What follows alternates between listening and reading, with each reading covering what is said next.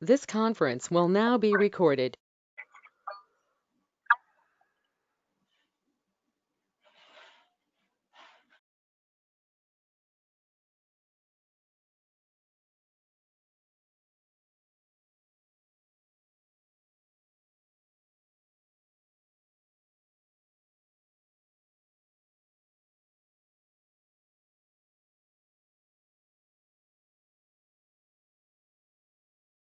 Okay, so yeah, good morning and good evening to everyone. Thanks for joining the day two session today. So today I wanted to the plan original plan was to get started with the actual sessions as explained yesterday. Before going into the performance engineering core concepts, we wanted to start with the basics of Java concepts, JVM concepts before we go into any of the engineering concepts or engineering related training sessions. But before that, right, I think yesterday after the class I was getting some frequent questions which I thought would be better to probably discuss with the whole group as well.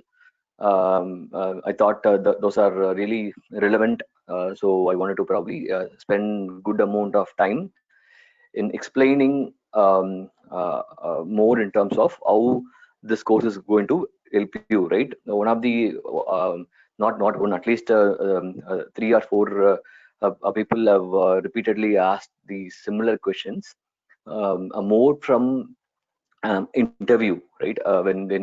When you're going to attend an performance engineering interview, say in other organization or within the project itself, from a one project to another project, how this course is going to help me in attending the interviews. Will it is going to give me more practical insight into answering those interview questions, right? Those are the, I mean, repeated questions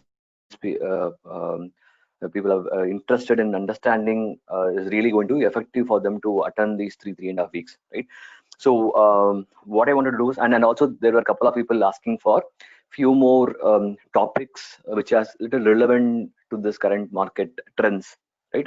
So they were interested to see whether we can also accommodate those things at least at a high level, so that they will be able to confidently take those things into their work. So probably we'll spend good amount of time in probably in these aspects before going into the actual session. What I've done is, I'll probably share the slide. So I've quickly compiled a few questions, whatever I got yesterday in terms of additional focus areas, as well as on the to explain more in terms of how these sessions are going to help into attending the interviews, answering the interview questions, right? Um, some of the important interview questions, that's what I have compiled, and I'll try to correlate with the course content with respect to the both concepts as well as the practical scenarios what we are going to look into it, right? As I said yesterday, the theoretical stuff, I think most of the ebooks or or in the online materials, I think it is everywhere for us to go and take those theoretical concepts. But when it comes to interview, it is not that most of the time the people are not going to just ask what is garbage collection, how garbage collection works, what is memory leak, what is thread. So it is not going to be the yes or no questions or theoretical questions. It's more into how we have done it, right? What kind of issues you have practically faced it, how we have fixed it, how we have troubleshooted it, right? So that is how the questions are going to be more in terms of what is your real-time exposure to those problems, or even if you don't have a real-time exposure, how do you address it more from a practical way? That is how the questions are going to be. Okay, so probably I'll spend good amount of time in probably going through a couple of questions, and then I'll try to explain how we are going to address those in our course, right? Even I thought it is more important because we're going to spend good amount of time next 3.5 weeks, and end of those 3.5 weeks, you should be able to not really just answer it in 1 or 2 lines. More than that, you should be able to explain that with examples, explain that with the references to the code, references to the tool, reference to the whatever profiling you're going to do it, and come up with the recommendation, right? So all these questions, whatever that is listed here, that is how we wanted to answer in the interview. Just not one line, two line. What is garbage collection? Garbage collection is nothing but your JVM is going to clear the memory frequently, right? That is not going to be 1 or 2 line answer. So it has to be more in terms of how exactly the garbage collection is going to work, when it is going to get triggered, what happens during garbage collection, the way the CPU increases, your response time might get impacted during your GC, when your application is going to seek for more memory, and how GC is going to get triggered, your minor GC or major GC.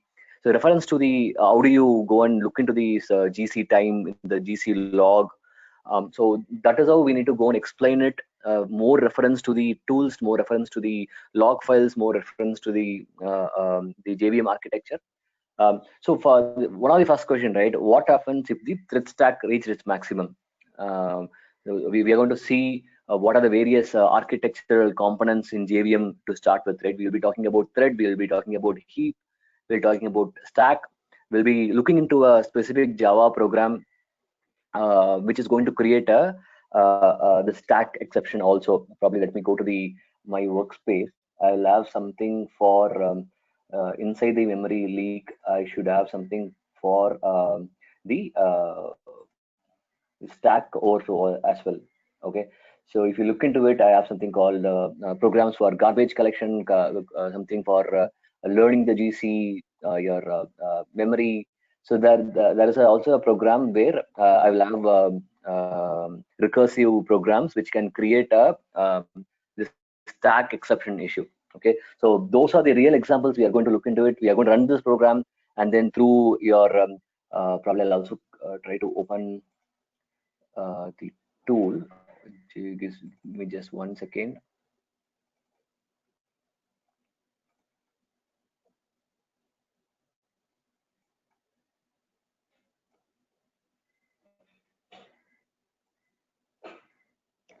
So we'll use a combination of your JVisual VM, and then the JProfilers and the JConsole tool to troubleshoot all these response time problem or memory problem, the out of memory errors. So all these things will be explained through these tools with the code that is going to cause you the problem.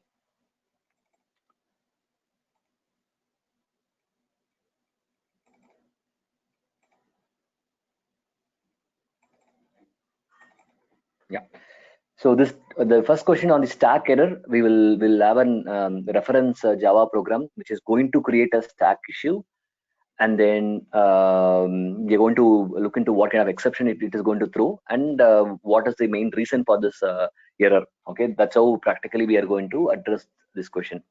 Second is more from the there are common questions around JVM parameters, JVM flags, JVM tuning, right? Those again, with respect to the we'll have a couple of programs, and then we'll give the flags in terms of setting up the minimum heap, setting up the maximum heap, and setting up various JVM parameters in terms of GCs. So all these JVM flags will be practically looking into it, and then understanding how a Java program is going to get impacted because of this initial memory or maximum memory, how JVM actually handles when there is no initial memory is given. So impact of each flags, how this is going to work, and we'll also practically set these heap memory for the minimum or maximum or different GC flags, and then we'll be looking into the your JConsole or your Visual VM tool, um, to understand the memory pattern, to understand by giving various JVM flags how the memory pattern differs, how the GC pattern differs. So all these things will be looking along with the code. The code probably will go and change the your runtime configurations. And yeah, there's something called VM arguments, right? In the VM arguments, you will be able to give different JVM flags. For example, I was talking about the stack overflow, right? For the stack, there is a flag called XSS.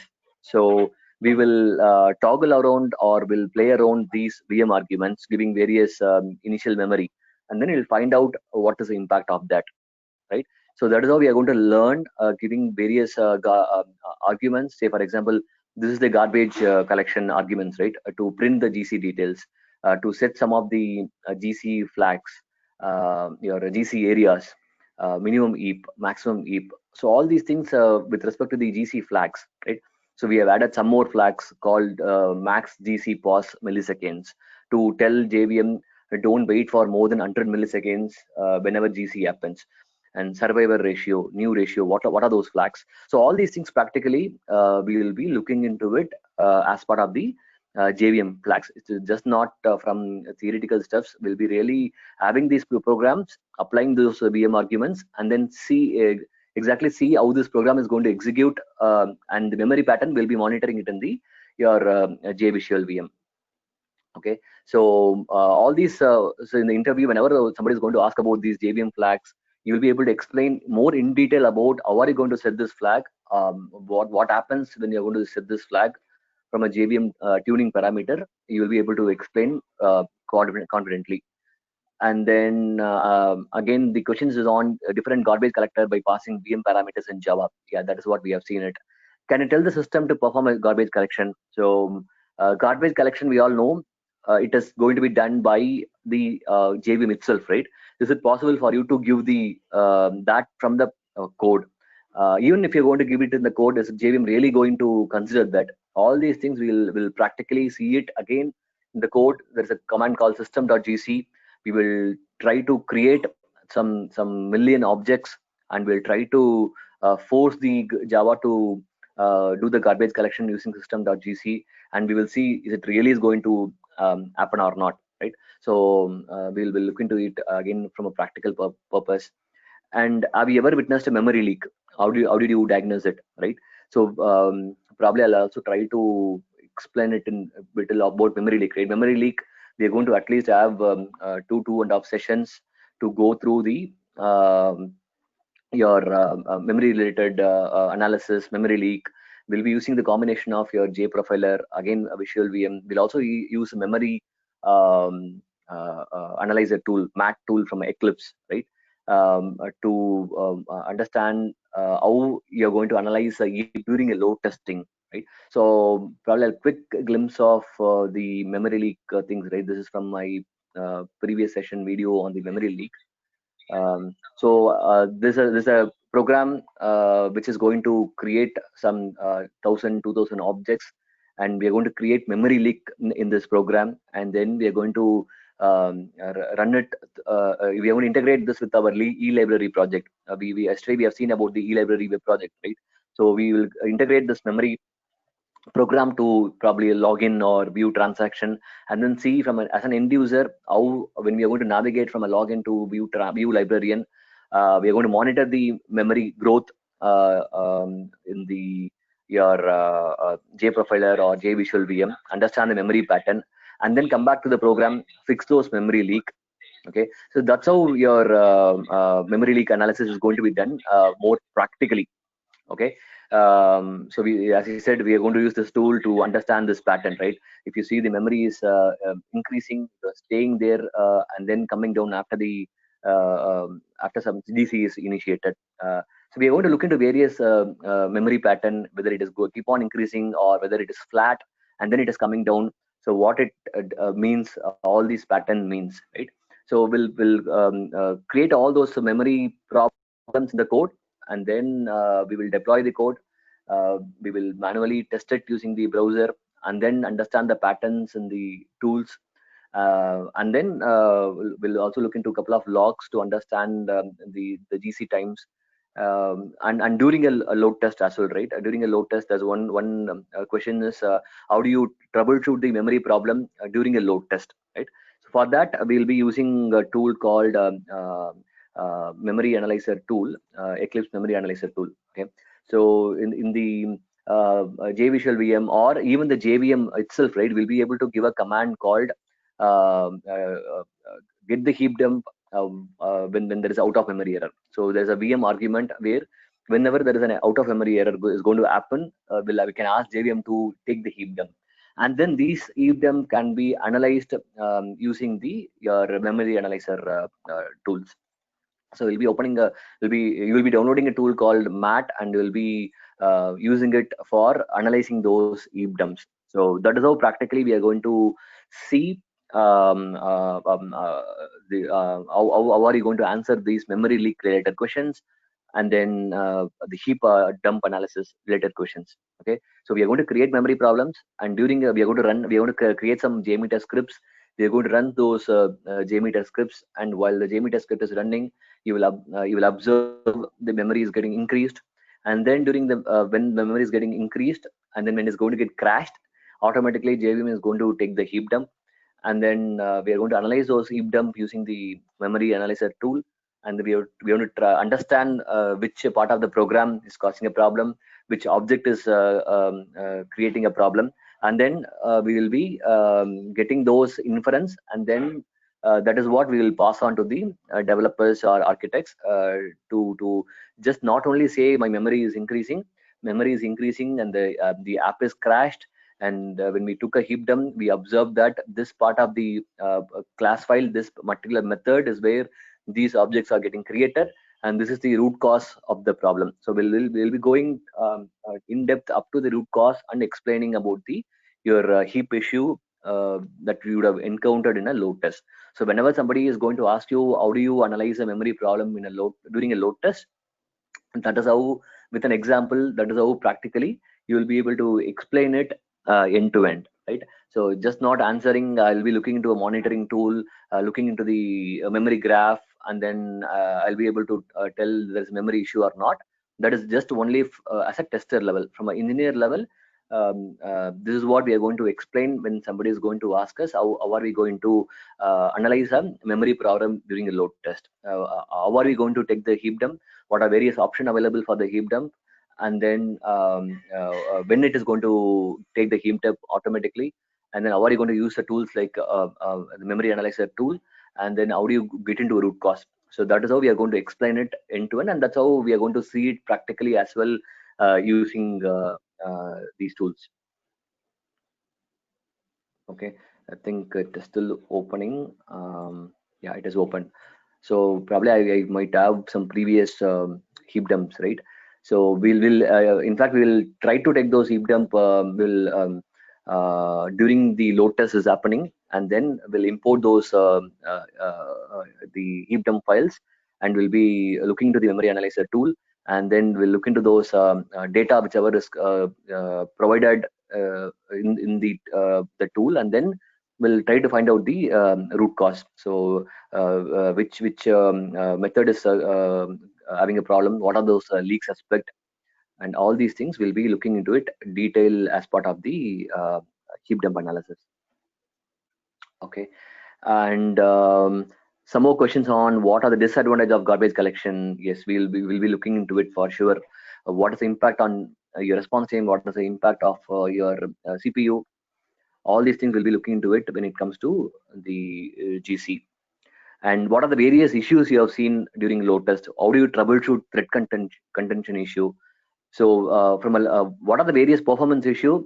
We'll be listing out all the response time problem, your database queries, your thread issue, memory issue, all these whatever for each issue we are going to create a scenario, and we are going to look into it detail with examples, right? So we'll be able to exactly tell I have troubleshooted a response time problem in a particular method because of third-party API calls, because of the database queries, because of a client-side problem, because of a thread connection, number of thread connections are low. So we'll look into all those scenarios practically, so that you'll be able to go and explain it very easily. Just not you're going to study and then go and attend those interviews, right? You would have seen all these things live, practical examples of various problem. Thread contention issue. It might be because of the number of thread connections are very less configured in your Tomcat service. We'll be looking into how to configure the number of threads in your Tomcat configuration files. We'll be running a couple of load tests to understand how the response time is going to increase or decrease when you're going to change your number of threads in Tomcat. And we'll also look into your thread issues like synchronization issue. We will be looking into the thread dumps, how to take the thread dumps, how to analyze the thread dumps, what are the various thread states. So all these things we'll be looking into it in detail. Again, we'll be creating your synchronization problems in the code. We'll be creating the thread problems in the code, and we'll be able to understand what is the impact of that and how are we going to resolve it. And when there is a problem with the code, we'll be taking the thread dump, we'll be looking into the thread state, and then we'll be analyzing it. Okay, so similar to that, there are a couple of questions around the monitoring as well, right? Important aspect of the performance. How do you monitor when there is no AppDynamics or Dynamics? How do you actually, how does the actually APM tools gets configured? What are the basics of that? How APM speaks with your JVM, right? All these things practically will do it hands-on. We'll install the whatever files are required for an APM tool to work. We'll look into JVM logs while it is getting started. The communication that is established between APM and your JVM, all these things will be practically looking into it. And one of the important question that we usually get it from the development team is they will always say my code is good. There's a problem with your test scripts, right? There's a problem with your test scripts or a test data or a tool itself. That's a maximum. Most of the time we'll get that pushback. How are we going to handle those kind of an situation, right? So how are you going to justify there's a problem with the server, with the code, right? How will we be able to confidently go and explain the response time problem to the developers? So we'll be looking into it more practical way of analyzing response time right from your browser, your time to first byte, and then we'll be looking into your access logs in your web service. So all these are going to be your proof point. My time to first byte says the response time is high. Your access log in the server says response time is also high. Which means there is no way a tool could have got a wrong information, right? So we want to have proper proof, proper justification before we go and explain the developer saying yes, there's a problem with the server, not with the load runner tool or a JMeter tool. Okay, so all these things will be in each of the session you will get answered for all these questions. More in terms of Linux capturing the memory statistics continuously. We'll be looking into how can we get memory statistics from Windows or from Linux, and how are you going to execute those in continuously, say vmstat commands? How are you going to execute it continuously during a load test to get those memory data? So we'll be looking into those couple of options. Open source tools option which is available. We will do an answer on configuring those Telegraph tools, InfluxDB tools, Grafana kind of a tools to automatically take the data from Linux, automatically take the data from Windows. All these things will be covered as part of the monitoring session. So which means you will be able to confidently answer those questions around monitoring the Linux machines or Windows machines, or configuring the APM tools, what you see it in the AppDynamics tool, how you will be able to troubleshoot all these response time problem or SQL problems in AppDynamics. So those things you will be able to get it during a monitoring session. And then into database, I think as I mentioned yesterday, right?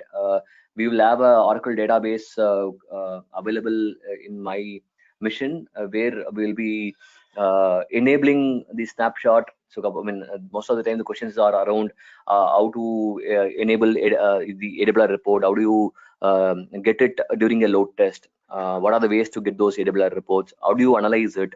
What are the various issues that you will be looking into the from a database perspective? So all these things will be again looking into it more from a realistic way. So I'll be explaining it in with the some sample reports. Let me go to the some sample as well, right? Yeah. So we'll be looking into the various sections of your AWR report, right? Your load profile, each and every important parameter from the load profile in the AWR report, we'll be looking into it, and we'll be looking into the DB time analysis, what it means by DB time, which is good, which is bad. When DB time increases, is it good or is it bad? So we'll be looking into it in detail about the database time that appears in your database. We'll be looking into the buffer cache and parsing, why it is very, very important. These two parameters are going to be important from a performance perspective. So we'll be looking into these sample reports and then explain explain the importance of all these attributes, right? We'll be looking into the memory statistics from your database, your various components of your Oracle memory components, right? Your buffer cache, share pool size area, your PGA, program global area. So all these things will be getting into the fundamentals on concepts, and we'll also look into the snapshots from your AWR reports, and then we'll try to understand what are the various things you'll be able to understand, infer from the your AWR reports. Okay, and then more into the client side problems. What are these various client side performance issues? What are the various recommendations you will give it when it comes to client side performance? Again, we will have a detailed session on client side performance, explaining through various aspect of the client side performance, from a browser developer tool, what are the things you will be able to get it. What happens exactly when an HTTP request is fired from a browser? What are the various components that will come into picture from the moment your navigation starts, your DNS gets resolved, and then connection happens, request sent, request received. So the end-to-end process of the your page load, and then what exactly happens from a page load perspective, right? Your the way the browser is going to work with respect to the what to say, the page rendering, how exactly it paints the page, how it constructs the DOM tree. So from some fundamentals of your HTML as well will be covered as part of the client side analysis, because it is very important to understand how the page gets rendered before analyzing your response time problem. So we'll look into the all these things with respect to the client side performance. We'll look into opens up a couple of websites, look into the way the JavaScripts are loaded, the load times are measured, the DOM content load times are measured, and then we'll look into the some practical way of giving recommendation as well in terms of combining JavaScripts, in terms of minimizing the JavaScript file sizes. So we'll look into various recommendations as a performance engineer, which we'll look into it. We'll also look into various scenarios. How do we go and test the client side as first time user, as a repeat user, and then a recommendation in terms of cache expiry, resource compression, minification of JavaScript. So we'll practically create these problem in the e-library project, and then we'll be looking into the client side analysis, and then go and fix it, and then see what is the improvement with respect to the response time. So yeah, so all these things, this minification all, we'll be looking into detail when it comes to client side, so that you'll be able to go and answer it in a more practical way. When in an interview they're going to ask about what are recommendations you have given, what are the client side issue, you'll be able to go and explain it with an example.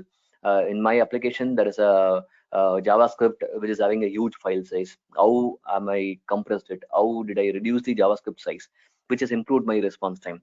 set, the caching, the way the caching parameters are set, the resource compression. So all these things we'll be looking into. Will go and create a problem in the code, and then we'll go and find out the problem, and then go and fix it, and then see how it improves. So that is how the if each and every performance problems are going to be handled. And more from the some from common trends, common current market related questions, right? What are the various cloud monitoring tool? How it differs from the other native tools like your Azure monitoring tools or AWS CloudWatch. So as I said, we'll also have an introduction session to this cloud where we'll be talking about what are the various tools available, how do you go and use those tools, right? So those things will be covering it as part of the introduction to the cloud. And very specifically, there is always a question comes up when cloud is going to give you missions on the fly, right? It is going to take care of your CPU and memory. So is performance testing is really required for cloud performance? So those things we will discuss in detail about why performance is important even in cloud. How your all this profiling, heap dump analysis, thread dump analysis, DB analysis still relevant for cloud. So we'll discuss in detail about all this relevance with respect to the cloud performance. And auto scaling, another important question that comes up: what is auto scaling? How do you validate the auto scaling? So all these things as well we will discuss in detail so that you'll be able to answer these questions. And from a DevOps perspective, how do you integrate JMeter and Jenkins? How do you create pipelines? How do you probably integrate monitoring tools? So all these things practically we will look into it. We'll have a Jenkins installed. We'll be running some JMeter test, integrating JMeter to Jenkins, creating jobs in Jenkins, creating pipelines in Jenkins. All these things will be practically looking into it so that you'll be able to go and explain that with examples, with references, with hands-on whatever you got it, right? And then more from a workload perspective, I think it's a again a very common question, right? How do you arrive at a workload for your load test, your non-functional requirements? What are all things you will consider in an engineering strategy, right? These things will be covered in detail in the non-functional requirement sessions. So with whom you will go and talk to get the requirements. How will you be able to get the daily traffic from these AppDynamic kind of a tool? How do you arrive at the business critical transaction? How do you arrive at the frequently used transactions? So all these things will be covered as part of the non-functional requirements. Probably I'll try to open the we have a detailed so non-functional requirements, since it's going to be completely theoretical section, right? More about how do you collect requirements, how do you analyze the workloads. That is going to be, we are going to have a detailed slides on the NFR analysis and engineering strategy, where we will go through each and every aspect of what are those non-functional requirements from a business perspective, from technical perspective. What are the source of this NFR? What are the coverage with respect to business process? And then we'll also look into from some snapshots from various tool to collect your daily traffic, right? Your user, where are they coming from which location, which time there are more traffic? How do you get the page pages, number of page per second, number of page per hour? So what are the source? How do you go and arrive at your workload mix? Some sample non-functional requirements as well. We'll look into some practical business use cases from an NFR perspective, and we'll also go and look into the how do you create an engineering plan or schedule. What are the various engineering approach we'll look into? We'll put it into your engineering strategy, your environmental requirements, your performance scenarios, your monitoring strategy. So all these things are going to be part of your engineering strategy. And specifically from NFR perspective, we will look into in detail about all these, the way you collect the data for NFR, from where you collect it, what you collect, which are important to be collected. How do you create those workload for your load testing? All these things will be looking into it detail. Okay, so yeah, I want to spend good amount of time on this in terms of just not about attending the sessions, how these sessions are going to be really practical enough, with real examples, with real code where we are going to create this problem. We are going to analyze the problem, find out the root cause, provide the recommendation, so that each and every questions can be answered with reference to your, even though you haven't done these things in your project, right? Maybe you didn't have got an opportunity, but if you follow the sessions and then also try to install these tools, install these Java programs in your mission, then you'll be able to have a mini project kind of a setup in your mission itself, right? Where you can go and honestly tell, I haven't got opportunity, but I have tried myself doing all these things, which I have a complete hands on. Or you can also probably go and confidently explain, these are the various issue I have seen in my project, and this is how I have analyzed it. These are the tools I have used it. These are the root cause what I have got it, and you can explain it for every questions you might get it in the interview. You'll be able to just not give a one-liner, two-liner theoretical stuff. You will be able to answer it more practically.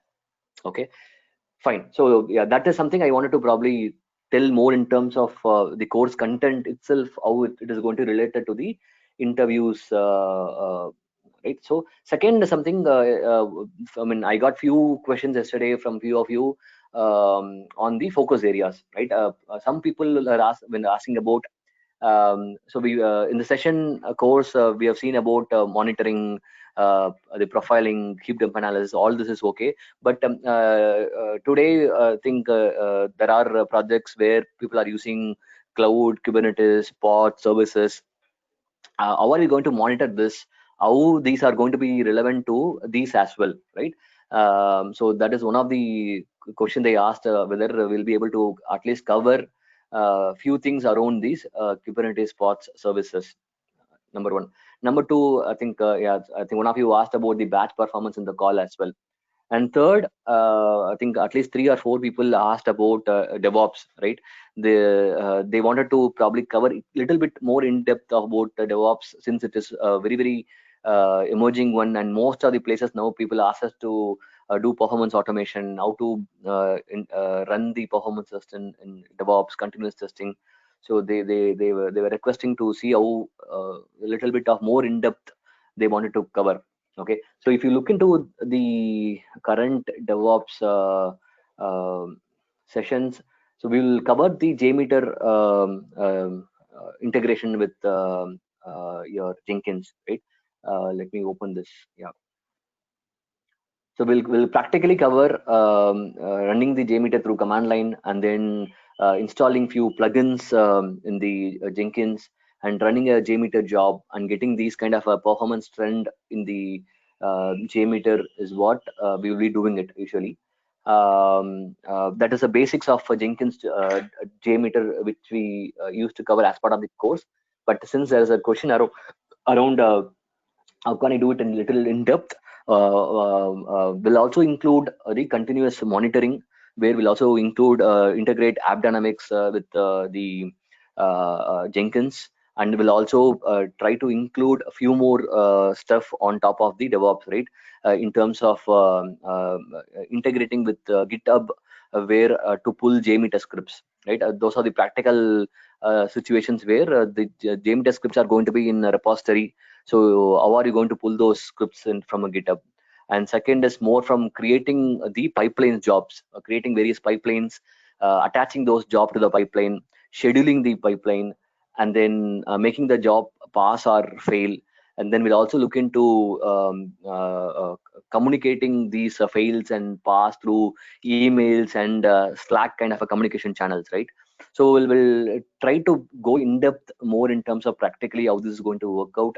We'll have a practical session on setting up this email, setting up this Slack, GitHub, integrating with the GitHub. So we'll cover more in depth, since there is a request coming in from a couple of people. Okay, and there were questions around do we cover workload analysis, and then capacity planning, right? So yeah, workload analysis, as said, is we will have a detailed discussion about the workload analysis. From a capacity planning as well, we don't have it as part of the focus areas, but we'll try to include it. So from an engineering perspective, so capacity planning is something we do it in the beginning or periodically to see how are we going to scale your servers to meet your peak loads, to make your meet your holiday seasons. So definitely, I think we'll, though it is not there, we'll try to include topic on capacity planning as well, to give you some insight on how it is done in the real world.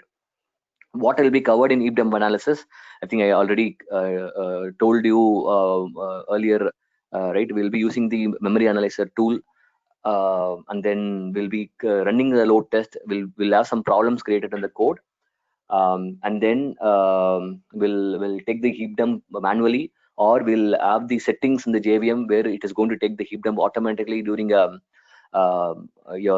whenever there's going to be out of memory error, whenever the app is going to get crashed, your heap dump will be created, and we'll be using the heap memory analyzer tool to analyze the heap. So that is how in-depth the heap dump analysis will be covered with the hands-on examples.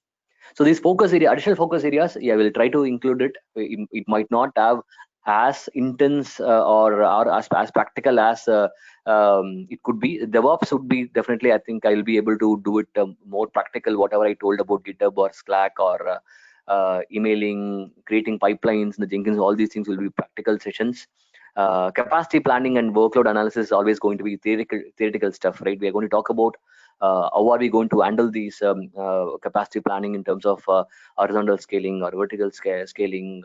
How are we going to address the holiday loads, your peak loads? How are we going to design our system? So those things will be more from a theoretical perspective. The batch performance and yeah, the Kubernetes pod services as well. I think pretty much it will be covered more from a theoretical aspect. So most of these focus areas, since it's been requested, we'll definitely cover it. We'll give a real-time examples as well for sure, but it will be more of a theoretical around theoretical concepts only for Kubernetes, the batch performance and capacity planning.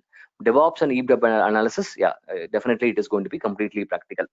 Yeah, I mean, wanted to convey this upfront so that there is no confusions later as well, right? Since there is a couple of people have requested for additional focus areas, we have decided to include it, and we'll cover it to a certain level for sure. Okay, so I'll probably take a pause here, and if there are any questions around whatever we have been discussing the last 45 minutes, I'll try to answer it as well.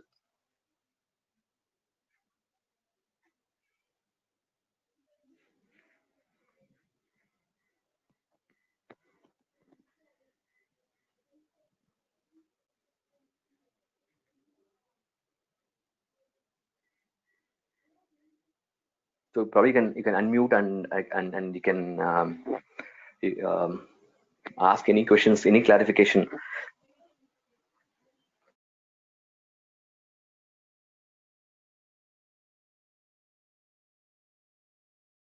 Hey Satish. So with respect to cloud, right? I had a few questions around. Will we be covering anything around um, the profiling or engineering part when environment is hosted in a SaaS-based environment? We will definitely cover as part of the introduction to the cloud and DevOps, right? We will definitely discuss about in a real time, how do you handle the applications that are hosted in SaaS or private cloud, right? Approach towards it, in terms of profiling, in terms of testing, in terms of monitoring, whether SaaS-based application do we really need to test or not. If at all we are going to test, what are we going to test? In a private cloud, what is going to be our approach? In a public cloud, are we allowed even to do a performance testing if the application is going to host it in a public cloud? For a SaaS-based product, what kind of testing? What kind of testing you do it from a client, from end user experience perspective, from a load testing perspective? So we'll discuss all these things more relevant to what is happening in the real time, Felix. Okay. Yeah, so that is from a cloud perspective. From a hands-on, will not go into the hands-on on cloud. So the entire engineering course, if you look into it, right, cloud or not, the application has to be engineered. Application has to be optimized. So that is going to be common. when you look into whatever that is going to get deployed, right? If you look into 3 layers, you're going to have hardware, you're going to have your mission, OS, and the application. Okay, so from application performance engineering perspective, all these things are going to be relevant, right? Your heap analysis or thread analysis or your database analysis, your client-side engineering, all these things are going to be relevant to optimize your application performance. On top of that, you're going to bring in these hardware or the infra, which is going to be hosted in data center or in cloud, where these things are going to be shared or is going to be dedicated in a private cloud. So with this context, how your testing or monitoring approach is going to differ, right? So that is what we are going to talk about. From an engineering profiling perspective, it's going to be still all same. But when it comes to the execution, when it's going to get deployed in cloud, private versus public, your SaaS, what kind of testing we do it, what kind of scenarios we have to do it, from auto scaling perspective, how are you going to validate it? That's how the cloud is going to be different from an on-premise, not from the application performance perspective. Cloud will not do anything to make your application to perform well, right? It is just going to provide you flexibility in terms of giving you additional missions, additional resources, so that you don't need to worry about capacity, right? So from a capacity perspective, from the hosting perspective, how is our testing is going to differ, how is your monitoring is going to differ, is what we will be discussing when it comes to cloud. Okay, so when it comes to monitoring, we will be covering as to what are the tools that we can leverage, something like CloudWatch, and what are the metrics that we can correct when it comes to cloud-based environment. Okay. Correct. That is correct. Okay. Perfect. Thanks. Yeah. One question from my side. I mean, I heard like this course is going to be for 25 plus hours, right? I mean, in those 25 hours, does it include yesterday's and today's session? No, it won't be. See, ideally, I think that even today's session, whatever I have been talking about, it's not even planned actually. So today, in fact, I want to start with our Java sessions. Java and JVM basic session is what actually planned to be started from today. But since there was a lot of questions around how relevant this course are going to be for the interview, so today's session was added additionally. So yeah, I mean, it won't be part of those hours. To answer the question. So when we are going to start this basics of Java and JVM, right, that is where the actual sessions are going to get started. Okay, thank you. Yeah.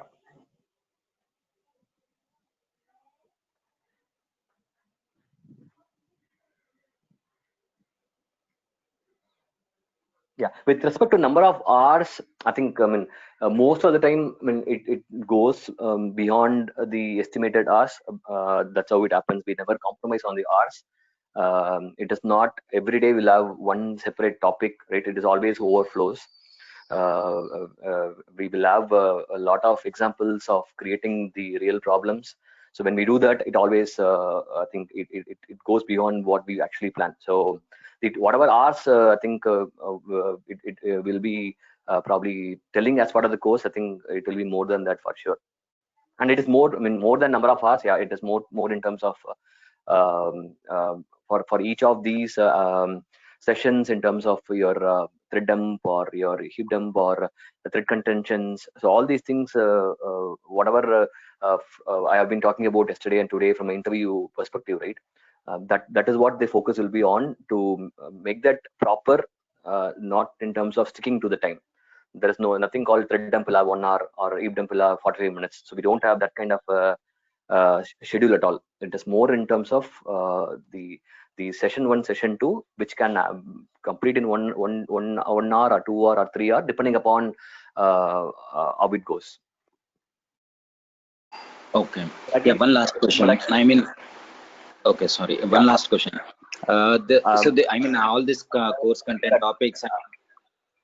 Sorry. I'll complete that also, but more from a commitment perspective. I think probably you might have commitment for after 4 weeks or 5 weeks. Right? It won't again overflow, like it will keep on continuing, right? So from the number of days perspective, whatever we have seen so far, I think it will be anywhere between 3 3.5 weeks, or below 4 weeks. That is a pattern we have seen so far.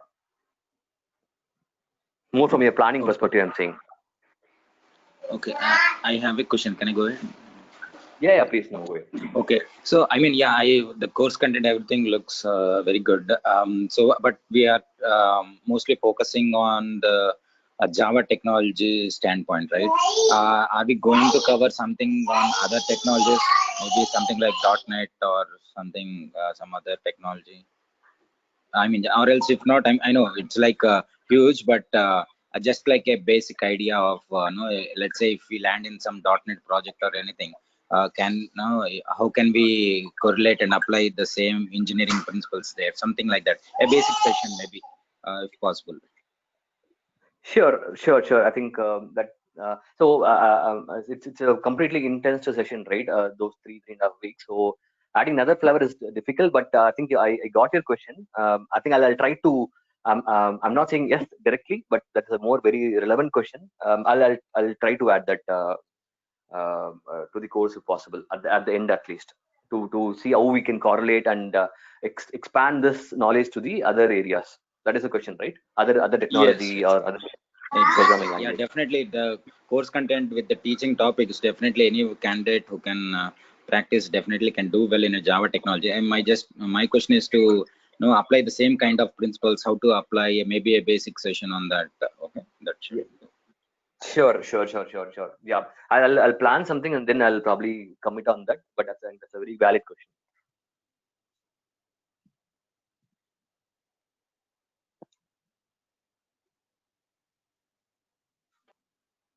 Satish, if possible, can you explain about the Stack Overflow, and all, whatever happens if Stack Overflow Yeah. will So happen?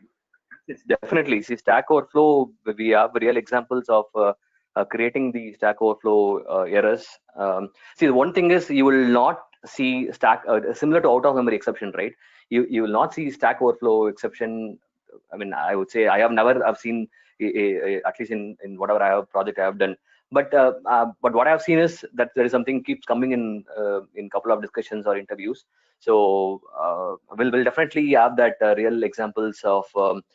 We have some few examples of around having a recursive programs where it is going to keep increasing the memory of your stack variables, right? And then which is going to create this stack overflow. Okay, so that those things will be definitely explained as part of the memory sessions. Okay, great. Yeah, so you have two things, right? You have stack and heap. We'll also, when we look into the JVM concepts, right? Probably, I think it's part of, I think today's, but probably on Monday we'll do it. When you look into this JVM architecture, right? There are stacks, there are heap. Okay, so we'll go in detail about what is there in stack, what is there in heap, and in stack it is going to be per thread. For every thread there is going to be memory allocated for each thread in the stack memory, and only the your variables. We'll also look into what kind of variables it will be stored in heap, what will be stored in your stack, your integers, your booleans, or your primitive type variables are going to get stored in your stack, and other objects, your actual heap, are going to be stored in your heap memory, right? And then we'll see when there will be a problem in the stack and what is going to create the stack overflow. So all these things are going to be part of your the JVM memory architecture. We'll start with with the fundamentals of all these JVM components, and then we'll go into when we go into the stack, we'll look into the stack overflow issue with the program, and then when we go into the heap, we are going to look into the various aspects of the heap problems, and the fundamentals of heap, or your metaspace, and other components of JVM.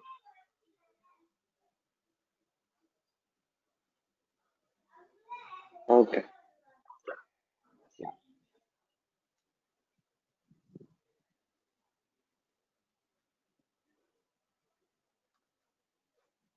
Yeah. So actually today, I think I don't want to rush it up, right? I think it's 8:05. So what we'll do it on Monday is going to be our probably the actual session is going to get started, right? I'll just give a quick overview on what we are going to cover it on that day. So before going to engineering, as I said, we are going to think ourselves as a developer. So we should know, get a basics about Java, basics about JVM. We are going to talk about memory issue, object leaks, response time problem with the memory, with the methods, all these things, right? We should know what is method, what is object, how are we going to create these multiple methods, multiple class file, how a method is going to called from a different class file. So all these things, only when we are going to have a practical feel of it, you'll be able to more and more confidently analyze those problems and then talk about it. So we need to think ourselves as a developer, at least think as a developer, right? That is very, very important, so that we'll break this barrier about all these programming concepts or the terminologies what a developer might be using it, or whatever you're going to see it in the tools that are going to give you recommendation about this memory problems or response time problem with a particular method. You will know how it is going to be there inside any program, right? So it should not be a black box. You should know how these programs are going to be created, how these variables are going to be initialized, and how you're going to compile it, how a war file is going to get created, how it is going to get deployed, right? All these things we are going to do it practically, then nothing will be a black box.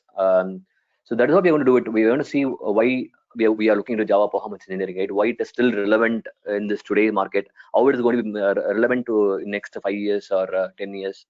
So we're going to just stick on, just going to talk about what is special about Java, and then we are going to look into the what is the difference between JDK or JVM or JRE, and how are you going to set up this Java environment? Okay, I already have one material in the Google Sheet which talks about how to set up the Java environment. Over the weekend, whoever is already enrolled, I think you would have already got the access to those sheets. Please look into it so that over the weekend you can set up your environment, right? That is what I wanted to do it. Whoever has got enrolled, please set up your mission laptop with Java. There's a URL to download the JDK, and then set up your. There is a link to explaining about how to set up this Java environment. Okay, so we'll cover all these things on Monday, and then we'll go into the basics about program skeleton, right? We're not going to become a Java programmer. We're not going to become a Java expert. So, but more from a skeleton perspective, we are going to look into it, right? Similar to load runner, right? Load runner also, we wouldn't have gone inside and understand exactly how each and every function works, how your load runner function really works, right? But we used to go with the skeleton. There is a user init, there's an action, there is a user end. We never would have thought about what is there inside these init or action, how it is exactly called, right? Similarly for Java also, we are not going to complicate. We're just going to follow a skeleton and create some programs. We'll not worry about what exactly syntax is all about. Why the syntax is written like that? Why it is not written like something else, right?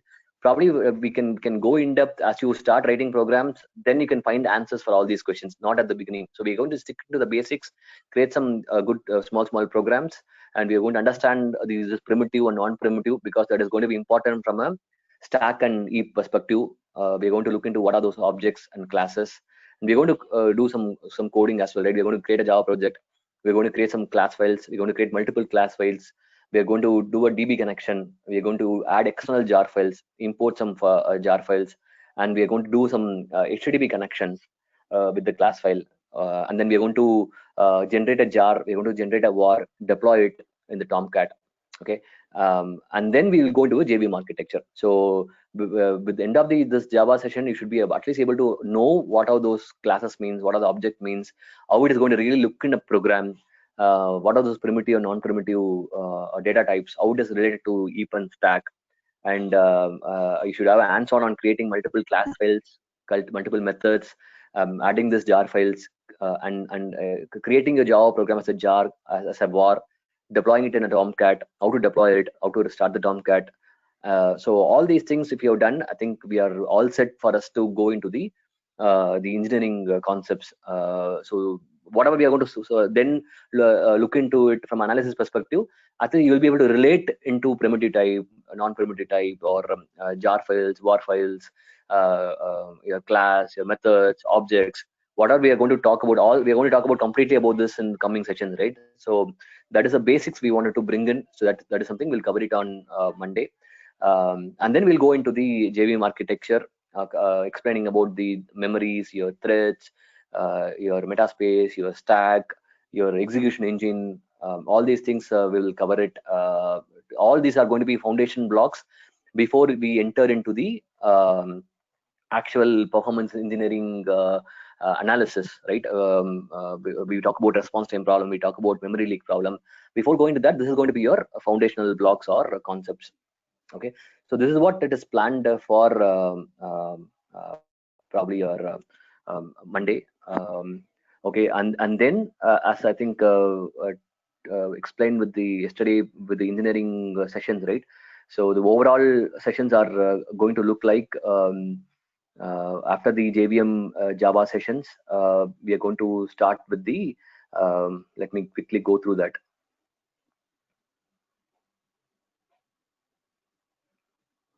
Yeah, so this will be on Monday, and then we'll go with deploying this war file, having it ready for the our analysis.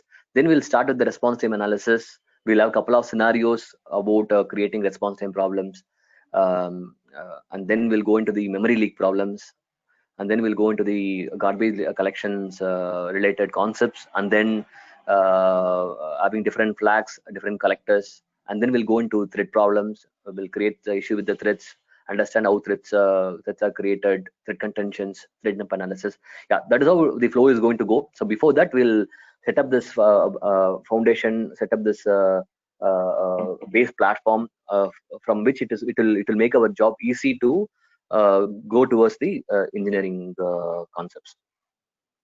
Okay, so with this, I'll probably take a pass. If you have some more questions, feel free to message, or probably if you wanted to have any offline discussion for a couple of minutes. I think we have today or tomorrow being a Saturday. Tomorrow we don't have a class, right? Anyway, Saturday. So if you have any questions, clarifications, please message me, or if you have any clarification on the sessions, course fees, or the schedule, or the recorded videos, please message me or call me.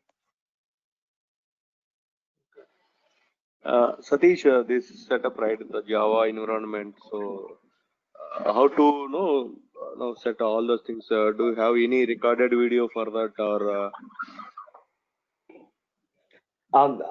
Setting up the Java, I have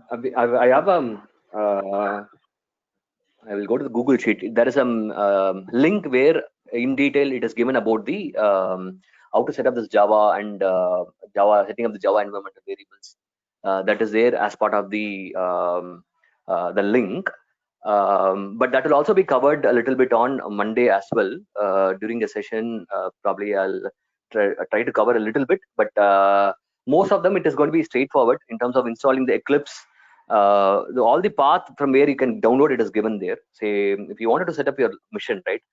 What you record is a Java. So I have given a link where you can download the Java, and when you're going to just double click it, it is just going to give next. It is going to get installed, and then you need to set up this environmental variables like your Java home, Java path. That is mentioned in the Google Sheet URL. Okay, how to set up your Java environmental variables, and then once that is done, you should be primarily set up with your machine with respect to Java, and then you need to install Eclipse. The link is there, and again, installing the Eclipse is not again. It's only thing what Eclipse will ask you is your JDK path, which you have to give that JDK path. Then Eclipse will get installed properly. And then Tomcat, again, there is a link where you can download the Tomcat. Tomcat also will expect a JDK to be available. Then it will install the Tomcat automatically.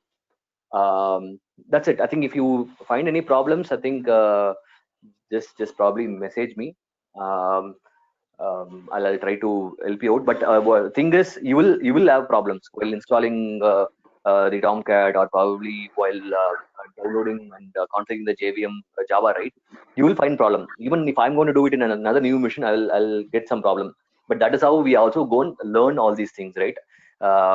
It's very important to get problems. Otherwise, will not learn at all. So even if you end up say Java is not working, your mission is not identifying a Java, Tom Curran is not getting started. All these things are typical problem what we will face everywhere. So when you try to find the solution, right, you will learn a lot of things.